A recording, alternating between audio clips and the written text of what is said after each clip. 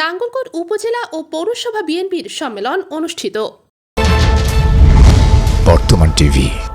কুমিল্লার নাঙ্গলকোট উপজেলা ও পৌরসভা বিএনপির দ্বিবার্ষিক সম্মেলন শনিবার উপজেলা হেলিপ্যাড মাঠে অনুষ্ঠিত হয়েছে। সম্মেলনে তৃণমূল কাউন্সিলরদের প্রত্যক্ষ ভোটে উপজেলা বিএনপির সভাপতি পদে আলী আক্কাস চেয়ারম্যান, সেক্রেটারি পদে কলিমুল্লাহ চেয়ারম্যান এবং সাংগঠনিক সম্পাদক পদে AKM সাইম মজুমদার শিপু ও মিজানুর রহমান মজুমদার নির্বাচিত হন। পৌরসভা বিএনপির সভাপতি পদে আনোয়ার হোসেন নয়ন, সেক্রেটারি পদে মাইনুদ্দিন বাহার এবং সাংগঠনিক সম্পাদক পদে আব্দুস সাত্তার ও লোকমান হোসেন নির্বাচিত হন।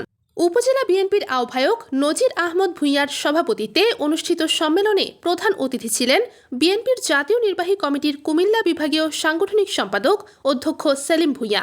সম্মেলন উদ্বোধন করেন কুমিল্লা দক্ষিণ জেলা বিএনপির আহ্বায়ক জাকারিয়া তাহের সুমন।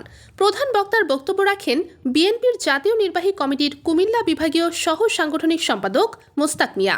বক্তব্য রাখেন সাবেক সংসদ সদস্য আব্দুল গফুর ভূঁইয়া, কুমিল্লা দক্ষিণ জেলা বিএনপির সদস্য সচিব আশিকুর রহমান মাহমুদ ওয়াসিম, যুগ্ম আহ্বায়ক আমিরুজ্জামান আমির, মাহবুব চৌধুরী, নজরুল হক ভূঁইয়া স্বপন, মোস্তফা জামান, সরোয়ার জাহান দোলন, কুমিল্লা মহানগর বিএনপির সভাপতি উৎপাতুল বাড়ি আবু, কেন্দ্রীয় ছাত্রদল সাবেক সহ সভাপতি শোয়েব খন্দকার, নাঙ্গলকোট পৌরসভা বিএনপি আহ্বায়ক আনোয়ার হোসেন মুকুল প্রমুখ।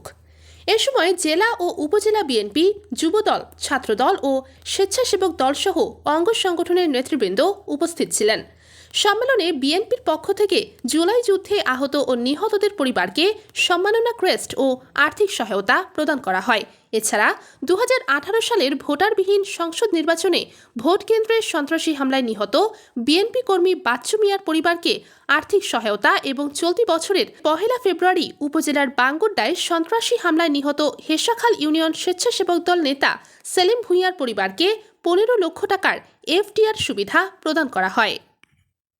স্বাস্থ্যসেবার অপর নাম নাঙ্গলকোট পাটোয়ারি জেনারেল হাসপাতাল। বর্তমান টিভি।